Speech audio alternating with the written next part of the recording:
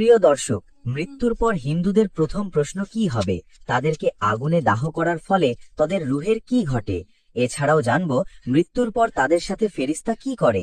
এছাড়াও আপনি কি কখনো ভেবে দেখেছেন, মানুষ যখন শেষ নিঃশ্বাস ফেলে চোখ দুটো বন্ধ হয়ে যায় এবং চারিপাশের সব শব্দ মিলিয়ে যেতে থাকে, ঠিক সেই মুহূর্তের পর কি ঘটে?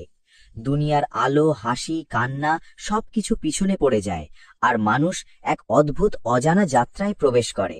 পরিবার শোক করে, শেষ কৃত্যের ব্যবস্থা করে, কেউ কাঁধে নিয়ে চলে, কেউ আগুনে দাহ করে, কেউ ফুল দেয়, কেউ কুম্ভেরা রাস্ত্র ফেলে।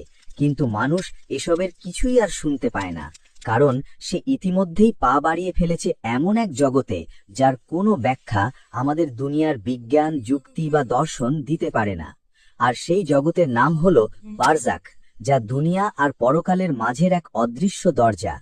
আমরা দুনিয়ার চোখে দেখি হিন্দুদের দাহ করা হয়, আগুনে পুড়িয়ে ছাই করা হয়, আর আমরা ভাবি তাহলে কি তাদের কবর নেই?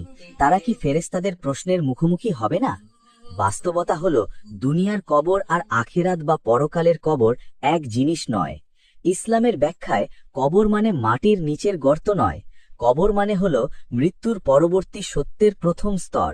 মাটিতে কবর এই জন্যই দেওয়া হয় কারণ শরীরটাকে সম্মান জানানোর জন্য এটা একটা ব্যবস্থা মাত্র।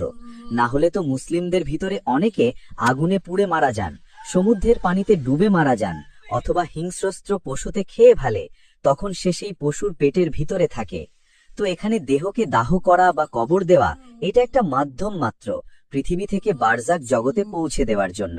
সুতরাং প্রশ্নের উত্তর দেহকে নয়, তার আত্মাকে দিতে হবে। সেই আত্মাকে বিচারকের সামনে দাঁড়াতে হবে, আর সেই বিচারক দুজন, মুনকার ও নাকির নামের ভয়ঙ্কর ফেরেশতা, যাদের রূপ দুনিয়ার কোনো চলচ্চিত্র, কোনো গল্প, কোনো কল্পনাও পুরোপুরি ধারণা করতে পারেনি।